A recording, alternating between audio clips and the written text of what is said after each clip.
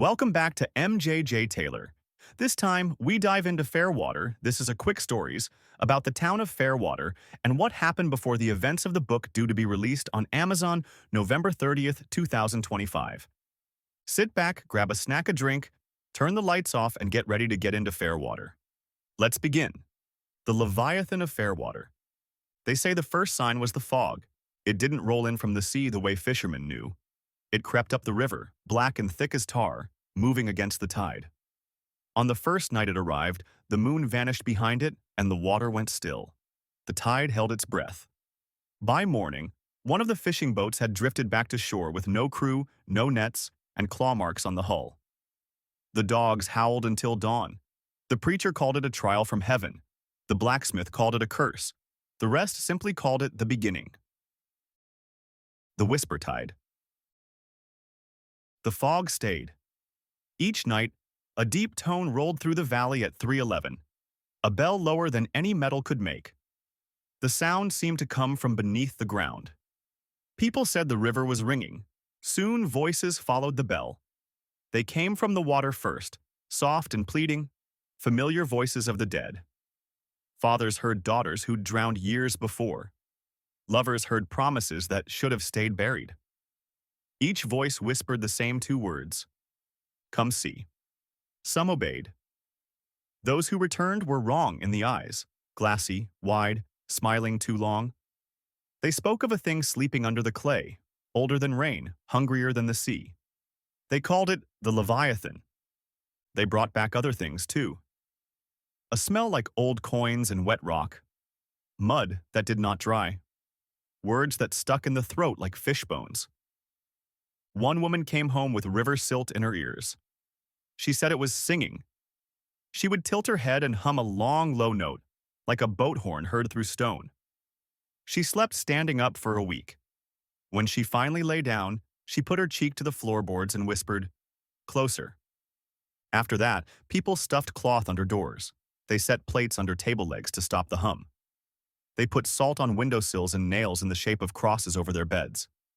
The fog still found them. The rot of Fairwater. By spring, the fog clung to every roof beam and window frame.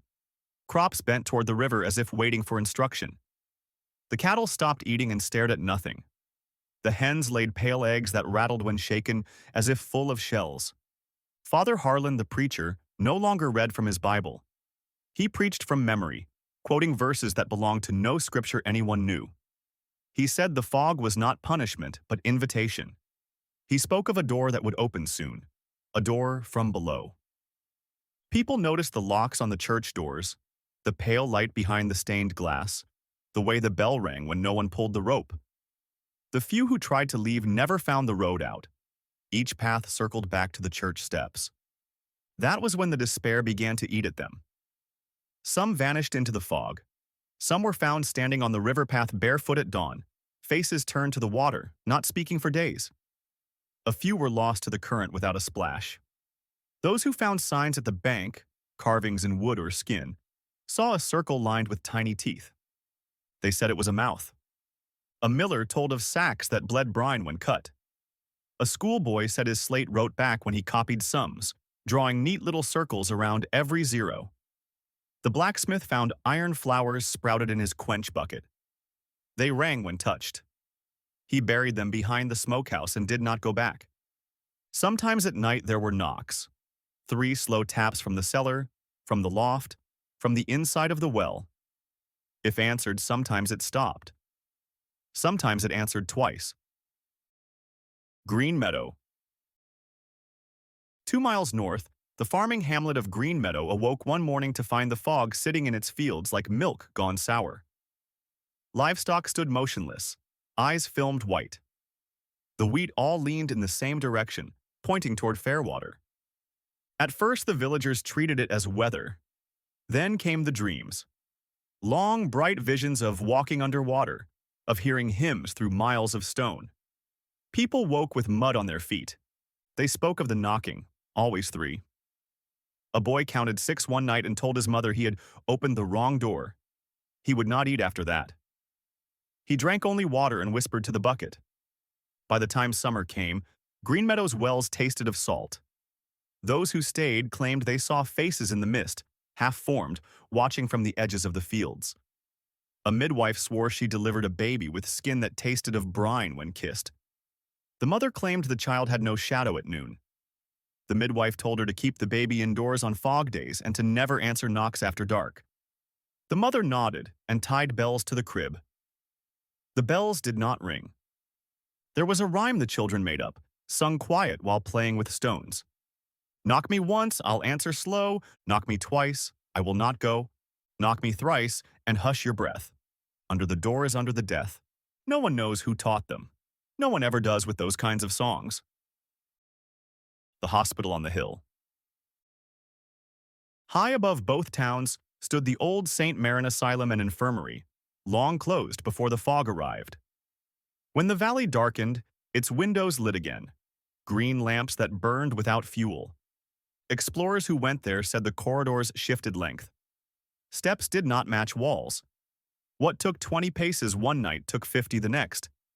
Machines, decades dead, started to hum. A clock in the foyer ran backward, striking the same hour again and again until time gave up trying. They found papers scattered through the wards, ink bled to gray, reports of subjects reborn with gill-like tissue, and skin that pulsed when submerged. No one ever found the subjects, but they found tubs with rings of salt in them. They found drains that hummed. In the nurse's wing, a row of wheelchairs faced a blackout curtain as if watching a show. An orderly who tied ropes across doorways swore they went slack on their own, like lines paid out from a boat. He said he heard water at the end of a hall that had no tap. When he bent to touch the tile, his fingers came up wet. At night, watchers on the hill saw silhouettes in the windows, too tall, too thin, joints bent like broken hinges, standing perfectly still. On one night of lightning, someone counted 7 shadows holding hands in the old surgical theater. On the next flash, there were only 6, and the room was empty. The mourners, the drowned, and the crawlers. After that, the valley grew its own life. The mourners came first, pale figures walking the riverbank, faces smooth as glass, mouths making sounds like weeping wind. They turned their heads toward any noise, eyes glowing faintly from hollow sockets. If you called to them, they would stop and tilt their heads like dogs who do not understand. One was seen kneeling at a porch step as if smelling a lost pair of shoes. Then came the drowned, dripping shapes that appeared after rain. They left puddles where they stood, and the puddles never dried. Step in one and you'd smell the river for days. A baker's boy tracked a puddle home on his heels, leaving wet ovals that never soaked into the floor. The house had to be burned. Miners from the hills whispered about crawlers, half-buried creatures that moved under the soil, chattering teeth like stones striking together. The furrows they left were as neat as plowed rows and as wrong as a mouth in the earth. A shepherd leaned down to touch a fresh furrow and came up with a handful of black gravel that steamed in his palm. He threw it at the river. It didn't sink. It wriggled. Later there were other things people did not name out loud. Nets pulled up with knots tied by no human hand. Lamps that stayed lit in pockets. A school slate found with a sentence written on it in a child's neat hand. It knows your true name if you say it to the water. No one spoke full names near the river after that. The night of the church. It ended, or began again, on a single night. Lightning split the steeple, but the bell did not fall. It screamed. The sound cracked windows miles away. The fog surged like surf, and something vast moved beneath it. Inside, Father Harlan gathered the last of his flock. He told them the Leviathan was ready, that their suffering had made the world soft enough for it to rise. He spoke of innocent blood to open the gate. He said the door would lead to a place without pain, and the way he smiled made even the true believers take one step back. 7 children were placed in a ring upon the floor. Outside, the river swelled upward, forming shapes that resembled hands. Witnesses saw water climbing the church walls, clutching the stone. The painted saints looked damp. What happened inside is known only by what was left after. At dawn, the church was hollow. The pews had rotted overnight. The floor was split by a black fissure that steamed with brine. The bell hung melted into the form of an open mouth. A Bible lay open on the altar. Pages were blank. People who looked down into the crack said it was not a hole but a throat. They said they felt words pushing up, slow and heavy, like the first breath after a long drowning. After that, the fog breathed with the town. In, out, in, out. The door from below had been opened. Aftermath. The fog spread north and east, swallowing Green Meadow whole. St. Maron's Hospital glowed for 3 nights and then went dark forever. Government men arrived decades later, fencing off the valley and calling it a gas incident. Maps were redrawn. The name Fairwater vanished. But fishermen still avoid that stretch of river. Sometimes their nets bring up pieces of porcelain shaped like children's hands. Sometimes the tide changes direction for exactly 1 heartbeat. Once, a whole school of fish was found hovering within arm's reach of shore, alive but not moving, gills still. When the bell tone came, they all turned at once and swam down. People who live near the edge of the old valley say that on windless nights they can hear the bell again, a sound like the earth inhaling. They tell each other not to answer the knocks, not to follow the lights moving under the fog. Because Fairwater did not drown. It was swallowed. And the Leviathan never leaves what it loves. Green Meadow, the last harvest. An old farmer's ledger survived in a trunk found near the ruined lane. The entries run neat until the fog came. After that, the lines wobble like a hand writing on a boat. May 3rd, wheat leaning all south will stake. Ellen heard singing in rain barrel, told it to hush. May 9th, calf born still, eyes white, buried on hill. Bells ringing alone at noon, not church bells, lower. May 17th, queer lights over Northfield, green as bottle glass. Boys say they saw a man made of steam, told boys to not look at it straight on. June 2nd, wells taste wrong, boiled it, still wrong. Dreams running long, woke on main road with mud to knees. Shoes not mine. June 10th, something in rye moving like a tide. Went in with dog. Dog will not bark now. Sits and watches west. Sold the cowbells to the Hargreaves. Shouldn't have, should have kept the ringing. June 21st. Ellen says the knocking asked to come in. 3 knocks. I said, do not answer. She said I already did, but it was polite, it will wait. Last entry, not dated. If we leave the road loops, turn your back to the sound. Count 1 to 7. Do not say your name to water. The ledger smells faintly of salt to this day. St. Maron's, the ward notes. From a peeled logbook rescued by a man who never went back. A patient 17. Subject found in Green Meadow with prolonged immersion exposure, no water in lungs. Skin pallor, gray-green. When submerged in basin, tissue along the neck ridges opens, revealing thin gill-like pleats. Subject hums 1 tone, 27 to 31 hertz. EEG shows synchronous spikes at identical frequency to the bell from the valley. Note: pleats close when salt is applied. Reopen when basin water is changed. The water does not darken with use. It clarifies. Patient 23, presented with river smell, persisting for weeks, reports that puddles follow him indoors. He avoids mirrors, says, the other me is slower and will catch up if I wait. Advised to sleep in a dry room. Nurse reports the bed was damp under his head in the morning, though hair was dry. Incident. Night porter heard singing in the lift shaft. Lift stopped at between floors for 11 minutes. When opened, found only fog inside, floor wet. No footmarks, no bodies were catalogued.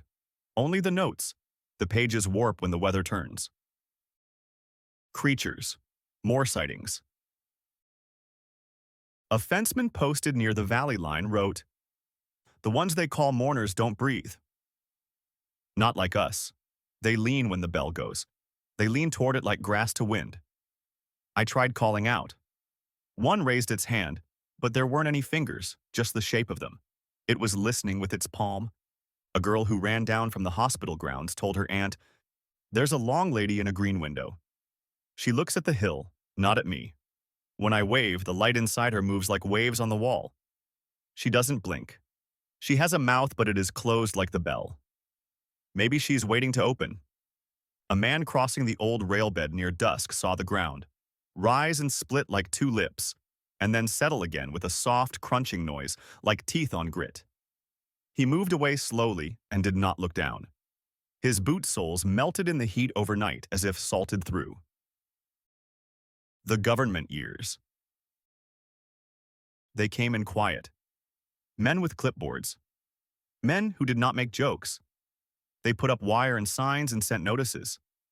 They used words like unstable, containment, and stay clear. They wore masks that smelled of rubber. They took samples. They set metal rods into the soil tied to boxes that clicked. At night, the boxes clicked faster, then slower, then stopped in unison when the bell tone came up the valley. One man looked pleased and said, "There it is," as if he had caught a fish. They tried to drain a pool near the church with pumps and hoses. The hoses hissed and spat steam. The pool did not lower. In the morning, the hoses lay on the grass in neat coils, salted white. A map was printed with the area shaded green. A line at the edge read, "No entry." Gas. The locals laughed because they knew it was true, just not the way the men meant it. There was gas, yes. Breath you could not see. Old air from a mouth you could not find. Rules. People learned. People who lived near the edge of the old names wrote rules and pasted them under lids and on the backs of doors. Do not answer knocks after dark. If you must answer, answer twice, not 3 times. Do not say your full name near water. Do not take mirrors to the river. If you hear a bell under your feet, stand still until it stops. If your shadow bends the wrong way, sit down and wait for dawn. If you must cross fog, carry dry salt and keep it high. If you see a child by the church in the morning, do not speak to them first. If you must speak, ask them the day of the week. If they answer with a season, do not turn your back. If you find a puddle that does not soak in, walk around. If you hear your name from behind a door, write it on paper, fold it, and keep it in your pocket until the bell stops. No one wrote what to do if the bell did not stop. Maybe they didn't want to think that far. Father Harlan. Before. People forget he was kind once. He came to a small town with a small book and a small house and did the dull good work. Funerals, fences mended, a hand on a shoulder that did not press too hard. He had a brother who drowned in the river as a boy. No one spoke of it because he didn't. He preached from the mouth up for years, safe and flat. And then the fog came and the old wound opened like a well. The first time he said "door from below," he cried after the sermon and asked the church ladies to sing soft while he washed his face. The last time he said it, he was smiling with all his teeth and people stared at his mouth and not his eyes. It helps to remember this, but it does not save anyone. 7. Someone carved 7 short lines into the church's back step. They are worn smooth now, but you can still catch them with your fingers. 1 for the bell, 2 for the door, 3 for the children, 4 for the floor, 5 for the river, 6 for the light, 7 for the mouth that opened that night. Children used to jump the lines like a game. Their mothers pulled them away. You cannot be too careful with numbers in a place that counts you. The last ferryman. There was an old man who took people across the river in a flat boat when the bridge rotted. He stayed longer than most. He said the river was a friend with a bite. He knew where to set the pole. He could feel when the current went strange and he would stop and whisper, "Now, now," until the water eased. He took a family across one bright noon. They paid him with a jar of pickles and a smile. On the way back alone, the boat stopped dead as if caught in a hand. The ferryman set the pole and pushed. The pole went down and did not hit bottom. He pulled it up. It came up wet with black light. He tied up and went home and sat in a dry tub with his boots on and did not move until dusk. Then he wrote a note and nailed it to the post by the landing. The river is kind until you give it reason to love you. Do not let it know your face. No one cross thereafter. The hospital. One more night. A nurse who refused to leave told this to her sister years later. She walked the ward at midnight and the green lamps were out. The hum began at her feet and moved up her shins like cats brushing. She said she smelled new paint and old rope. She went into the theater and found 7 chairs, each with a folded cloth. She counted them twice. 7. She lifted a cloth. Beneath was a bowl full of clear water and a ring of salt around it. She looked up and saw a shadow cast by no body. The hum became a chord. It pressed on the skin. It made words that were not words in her throat. She covered the bowl and stepped back and said, "No," the way you do to a child about to touch the stove. The chord wavered. She said, "No," again. It fell flat like a bad note. She left the cloth down and walked out and did not run. Outside, the fog was holding still, like held breath. She did not go back. Her sister asked what the water was for. The nurse said, "Hatching." After that, the sister kept the windows shut on fog nights and put a bowl of dry salt under her bed. Green Meadow. A child's drawing. A picture found pinned under a cupboard shelf on the old lane. Crayon on butcher paper. A church with a bell. 7 stick children holding hands. A big circle under the church with lines like teeth. Above, rain that falls up. On the side, the child wrote in careful letters, "Under is where the song is. Do not hum with it." The paper still smells faintly of smoke. The men with wires. They tried to listen to the valley with metal. They stretched wires across the river. They buried little ears in the fields. They said they were measuring gas. They were listening for a heartbeat. They heard it. It was not slow. It was not fast. It did not match anything they knew. It made their machines tick like teeth. One man who had a kind face told a woman in a shop that something large rolls over down there when the bell sounds. He laughed because he was young and brave and in love with his own voice. He did not laugh when the jar of nails on the counter began to ring like the blacksmith's flowers in the old stories. They left within the month. The fence stayed. The sign stayed. The wire in the ground stayed. Maybe it still hums. The long quiet. Some years were empty. The fog thinned. The bell did not sound. The river looked like a river again. Grass grew on the church stones. Birds nested in the old belfry mouth. People told each other it was over. They took walks at dawn. They let children toss pebbles in the shallows. They said the name Fairwater again, quiet and careful, like a word with edges. Then a spring came late. The fog returned in strings, not blankets. The bell sounded once, not long, like someone testing a throat. Puddles formed that did not dry. The old rules were pulled from drawers. Salt was set on sills. Names were kept short near water. A fisherman swore he saw the ferryman's flatboat move without oars, a little way back. He said he did not see who pulled it, and he did not want to. And so it goes. It sleeps, it stirs, it calls softly, it waits. A small accounting of lights. People have seen lights under the fog, green as bottle glass. They move as if school children crossing a street. Sometimes there are 7, sometimes there are 6.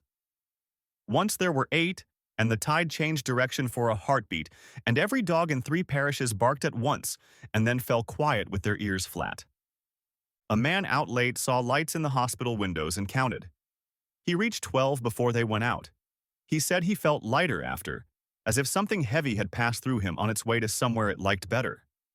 A girl on the hill saw a light open under the river like an eye. It blinked once. She went home and burned her boots. The bellsmith's note. The blacksmith's grandson found a folded paper inside the cracked bell when men came to take it down and sell the metal for scrap. They did not. It would not take a cut. The note said, "If a bell can scream, it can pray." If a bell can pray, it can make a mouth. If a mouth opens, teach your children to keep theirs closed when the fog comes. Some songs do not need your harmony. They put the paper back and left the bell where it was. The mouth hangs open still. Birds will not rest there. The children. People ask about them, the seven. Their names do not matter here. Names make doors. There are days some say they see small shapes on the church steps when the fog is thin.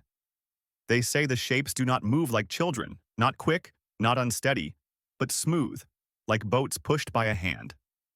A woman carrying milk heard a humming by the ruins. She stood and listened and knew the tune. It was the one Father Harlan liked when times were good, when he was still the man with the small house and the kind hands. That is the worst of it, she said. Not the fear. The memory of when the bell was a bell and a man was a man and the water was just water. She poured the milk on the ground and went home and shut the door and set a chair under the handle. She did not leave it there in case she needed to leave fast. She put a small bag of salt in her coat pocket instead. Old habits. Old rules. Old names. Kept quiet. Ending where it ends. You can still find the path if you're stubborn. It looks like a deer track now. It smells of iron when it rains.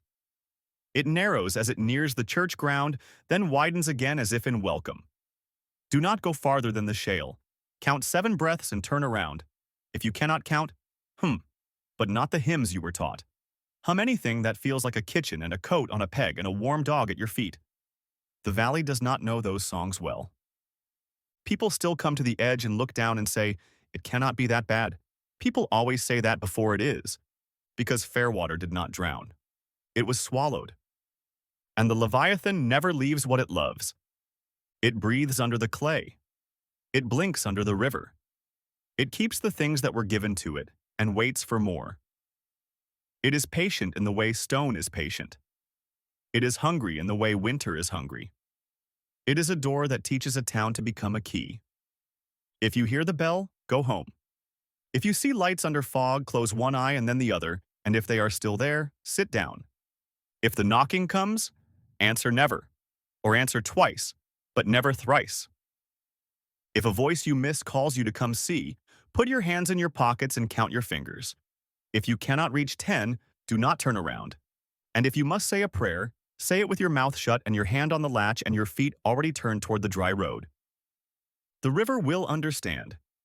It is kind until you let it love you. The bell will breathe. The fog will listen. The valley will roll over and go back to sleep. For now. And the Leviathan will keep what it keeps. Names, songs, small hands made of porcelain. And wait for the day the door is asked to open again. By someone who does not know the rules, or thinks they are strong enough to break them. That is how towns end. Not with fire, with welcome. Remember that.